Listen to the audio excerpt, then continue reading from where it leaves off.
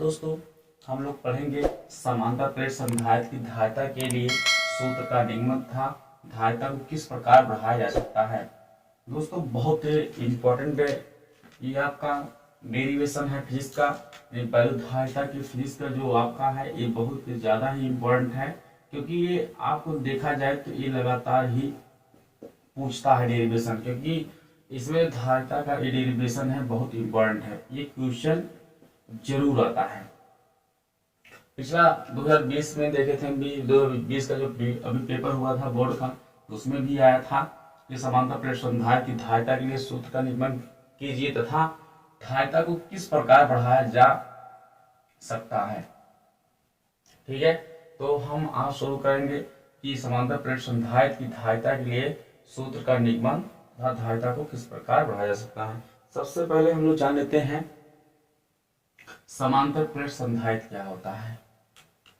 समांतर प्लेट संधारित्र क्या होता है, कहता है कि दो समांतर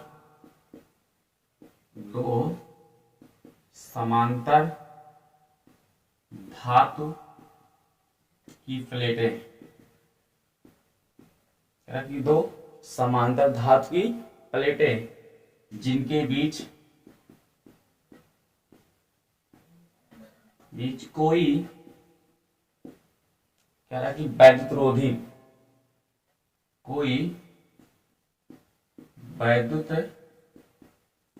रोधी माध्यम रखा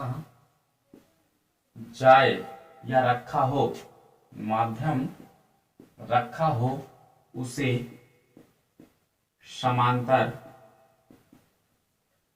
प्लेट संधारित्र कहते हैं।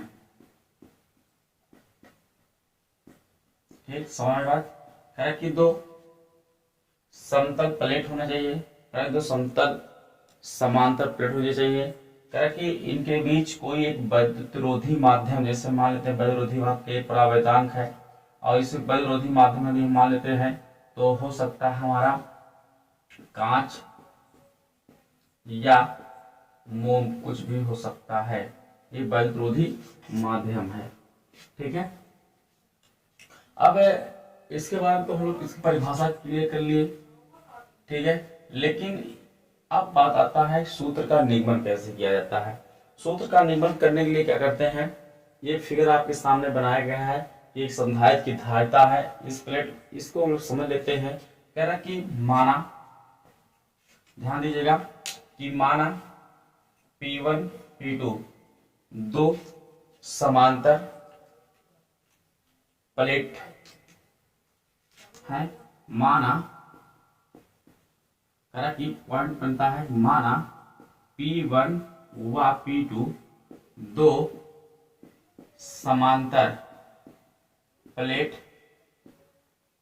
परावैद्युतांक माध्यम में रखा गया है। ठीक है, फिर यहां पर देखिए दो P1 और P2 दो समांतर प्लेट है जो परावैद्युतांक माध्यम यानी कि के माध्यम में रखा गया है। दूसरा पॉइंट बनता है, कह रहे कि प्लेट P1 पर प्लस Q आवेश तथा प्लेट P2 पर माइनस Q आवेश है। प्लेट P1 पर प्लस Q आवेश व प्लेट P2 पर माइनस Q आवेश स्थित है। ठीक, ये हो गया आपका। अब दूसरा हमारा पॉइंट बनता है कि यहां देख लीजिए कि दोनों के बीच की दूरी क्या है, d है। या मान सकते हैं दोनों जो समांतर प्लेट P1 P2 हैं, इनका क्षेत्रफल क्या है, ये है। ये भी लिख सकते हैं P1 व P2 का क्षेत्रफल A है। ठीक है, तीसरा पॉइंट मान सकते हैं कि दोनों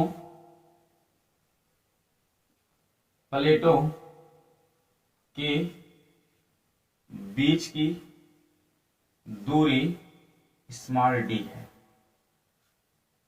दोनों प्लेटों के बीच की दूरी स्मॉल डी है और के परावर्तक माध्यम में रखा गया है।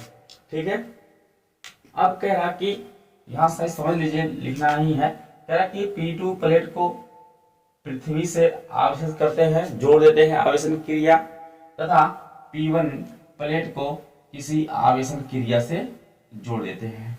ठीक है, कह रहा कि P1 प्लेट को प्लस Q आवेश दिया गया है, इसे आवेशन किसी भी क्रिया जोड़ देंगे, तथा P2 पे जो माइनस आवेश है उसको हम पृथ्वी से जोड़ देते हैं, जिससे कि पूरे परिपथ में क्या होता है, आवेशन की क्रिया उत्पन्न होती है। क्रिया कुछ ऐसे ही चलती है। ठीक है, इसके यहां से यहां दिशा दिया गया है, क्योंकि जब आप पृथ्वी से जोड़ देंगे तब इसमें इसके घनत्व में कुछ ना कुछ परिवर्तन होगा। यानी परिवर्तन क्या होगा, तो हम लोग लिखेंगे प्रत्येक प्लेट पर आवेश का पृष्ठ घनत्व,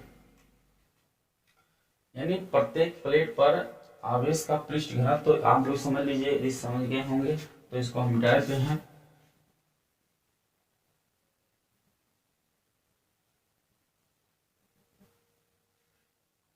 ठीक है, कह रहा कि प्रत्येक प्लेट पर पृष्ठ घनत्व, आप जानते हैं कि पृष्ठ घनत्व का सूत्र क्या होता है। पृष्ठ घनत्व का सूत्र जो होता है सिग्मा बराबर होता है आवेश बटे क्षेत्रफल। पृष्ठ घनत्व सूत्र जो होता है सिग्मा से करते हैं, सिग्मा बराबर होता है आवेश बटे क्षेत्रफल का जो अनुपात होता है वो पृष्ठ घनत्व कहलाता है। यानी सिग्मा बराबर आपका Q बटे ए हो जाएगा। ठीक है, समीकरण नंबर 1 बन गया। अब बात आती है, जब पृष्ठ घनत्व हम निकाल लिए तो पृष्ठ घनत्व निकालने के बाद हम इसको क्या करते हैं, इस पर वैद्युत क्षेत्र की तीव्रता निकालते हैं। वैद्युत क्षेत्र की तीव्रता क्या निकालेंगे, तो हो जाएगा कि वैद्युत क्षेत्र की तीव्रता यानी E बराबर होता है, जब के परावर्तक में कोई माध्यम में रखा गया हो तो कि अब E बराबर होता है क्या, सिग्मा बटे के एप्सिलॉन नॉट होता है। तो इस क्रिया में लिखने प्लेटों के बीच वैद्युत क्षेत्र की तीव्रता, तो तीव्रता क्या होता है, E बराबर आपका हो जाएगा सिग्मा बटे एप्सिलॉन के इंटू एप्सिलॉन नॉट होता है। अब यहां से देखिए समीकरण नंबर 1 से, समीकरण नंबर 1 से क्या करते हैं, सिग्मा का मान रखने पर लिख देते हैं। समीकरण 1 से सिग्मा का मान रखने पर, समीकरण 1 से सिग्मा का मान जब रखेंगे तो हमारा फार्मूला क्या हो जाएगा, यहां से देखिए उठा के ला करके यहाँ पर, चाहे हम लोग डायरेक्ट यहाँ क्रॉस मल्टीप्लाई डायरेक्ट सिग्मा मान यहाँ रख दे, चाहे सिग्मा मान यहाँ रख सकते हैं। तो आपका फार्मूला होगा E बराबर सिग्मा का मान क्या है, Q ऑब्लिक A पूरे का बटा जो होगा K एप्सिलॉन नॉट। इसके नीचे 1 है दोस्तों, ये सबसे ऊपर जाएगा और ये इसके पास आएगा। तो हम लोग लिख सकते हैं E इक्वल टू Q बटा K into epsilon not A। ठीक है, समीकरण नंबर 2 बन गया। ये वैद्युत क्षेत्र की तीव्रता तथा वैद्युतशीलता के बीच संबंध बता रहा है कि जब कोई वैद्युत क्षेत्र की स्थिति A रहेगा तो इसके बीच में क्या करेगा, कोई एक परावर्तक वैद्युतरोधी माध्यम लगा होगा और आवेश होगा उस क्षेत्रफल पे निर्भर करता है। यानी यहाँ पे ऐसे जान लीजिए, जो क्षेत्र की तीव्रता होती है वो Q बटे यानी आवेश तथा क्षेत्रफल पर भी निर्भर करती है।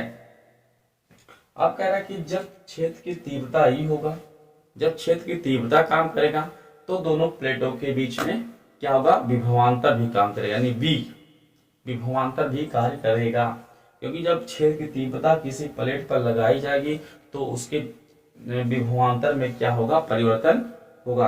यानी हम विभवांतर को जब लेंगे तो हम लिख सकते हैं प्लेटों के बीच विभवांतर क्या है, V वोल्ट है। मान लेते हैं इन दोनों प्लेटों के बीच विभवांतर क्या मान लेते हैं, V वोल्ट। ठीक है, ठीक, इतना आप लोग शॉर्ट स्क्रीन ले लीजिए दोस्तों। आगे चलते हैं, मिटा दें इसको। अब देखिए जब ये आपका इतना वैल्यू आ गया तो लिखते हैं, मान लेते हैं माना यानी प्लेटों के बीच विभवांतर V है, तब प्लेटों के बीच विभवांतर V है, तब प्लेटों का क्षेत्र वैद्युत क्षेत्र की तीव्रता B है, तब प्लेटों पर वैद्युत क्षेत्र की तीव्रता, यानी जब उस पर क्या विभव V कार्य करता है तब वैद्युत क्षेत्र की तीव्रता का फार्मूला क्या होता है, तब फार्मूला होता है आपका E=V/D। यानी क्षेत्र का जो होता है विभवांतर तभी कार्य करेगा जितने इनके बीच की दूरी होगी, प्लेटों के बीच जो दूरी होगी उस पर क्या करता है, निर्भर करता है आपका विभवांतर भी निर्भर करेगा और ये क्षेत्र तीव्रता, यानी तीव्रता वही काम करेगा। यदि विभवांतर है कितना बह रहा है, इसमें कितना धारा बह रही है, उसी हिसाब से ये विभवांतर उसका वोल्टेज होता है। अब यहां से हम क्या करते हैं, क्रॉस मल्टीप्लाई कर ले या लिख देते हैं। यदि हम क्रॉस मल्टीप्लाई करते हैं तब भी हमारा आ जाएगा कि यहाँ से समीकरण के वैल्यू हम V निकाल लेते हैं, तो V का वैल्यू निकाल लेंगे तो हम यहाँ पर इसका मान यहाँ से रख सकते हैं। यानी इसका मान रखने के क्या करते हैं हम लोग, यहाँ क्रॉस मल्टी अप्लाई कर लेते हैं, यानी इसका गुणा यहाँ कर लेते हैं। जब गुणा करेंगे लिखेंगे V=E गुणे D, है ना, ये V गुणे E गुणे D हो जाएगा। अब यहां से लिखते हैं समीकरण नंबर 2 से E का मान रखने पर, तो V बराबर E का मान रखेंगे Q के ε0 A इंटू D, यानी हो जाएगा आपका V=Q इंटू D बटे ε0 A। ठीक है, अब इतना तो आ गया, लेकिन हमें निकालना है धारिता। क्या निकालना है, धारिता निकालना है। तब प्लेटों पर वैद्युत क्षेत्र की तीव्रता के बाद विभवांतर निकालें, विभवांतर के बाद अब हम लोग क्या निकालेंगे, धारिता निकालेंगे। धारिता निकालने के लिए क्या करते हैं, तब लिखेंगे संधारित्र की धारिता C बराबर Q/V होती है। अब यहां से जो समीकरण बना है आपका 3 बना होगा, तो यहां लिखेंगे V का मान समीकरण 3 से रखने पर, समीकरण 3 है, यहाँ का जो पूरा वैल्यू है यहाँ पर ला करके रख देते हैं, तो हो जाएगा C=Q पूरे बटा Q इंटू D बटे K ε0 A। अब आप देख रहे हैं कि ये जो पूरा वैल्यू है ये सबसे ऊपर जाएगा। अब जब ये सबसे ऊपर जाएगा तो हमारा वैल्यू क्या होगा, C=Q इंटू K ε0 A बटे Q D। देखिए आपका Q से Q कट जाएगा तो बचेगा हमारा, इसको लिख सकते हैं इधर, तो ये आपका हमारा बच जाएगा C=Q यहाँ से K ε0 A बटे D। यदि क्योंकि K=1 हो तो C बराबर K एप्सिलॉन नॉट ए बटे डी। अब देखिए ये हमारा आ गया कि समांतर प्लेट संधारित्र की धारिता के लिए सूत्र ये आ गया। यहाँ देखिए आप सॉरी ये का मान हट जाएगा तो ये आपका फार्मूला आ गया। आप यहाँ जानिए कि ये आपका सी एप्सिलॉन 0 ए डी पर निर्भर करेगा। यानी प्रश्न बनता है कि धारिता को किस प्रकार बढ़ाया जा सकता है। इसकी धारिता यदि बढ़ाना है तो प्लेटों के बीच की दूरी को कम कर देते हैं। यानी प्लेटों के बीच की दूरी कम करके, देखिए प्लेटों के बीच दूरी व्युत्क्रमण पाती है ना, जब प्लेटों के बीच दूरी कम हो जाएगी धारिता क्या होगी, बढ़ जाएगी। दूसरा, प्लेटों के बीच का क्षेत्रफल को बढ़ाकर, यानी प्लेटों के बीच की दूरी कम करके आप धारिता बढ़ा सकते हैं, या तो प्लेटों के बीच का क्षेत्रफल को बढ़ाकर भी आप क्या करेंगे, धारिता बढ़ा सकते। यदि क्षेत्रफल बढ़ा देंगे तब धारिता बढ़ जाएगी, यदि दूरी को कम कर देंगे तो धारिता बढ़ जाएगी। ठीक है, दो आपका इस बनने का मोस्ट इंपॉर्टेंट है, ये आपका डेरिवेशन सबसे इंपॉर्टेंट है, एक बार अच्छे से देख लीजिएगा और बोर्ड में 0 से 0 रहेगा।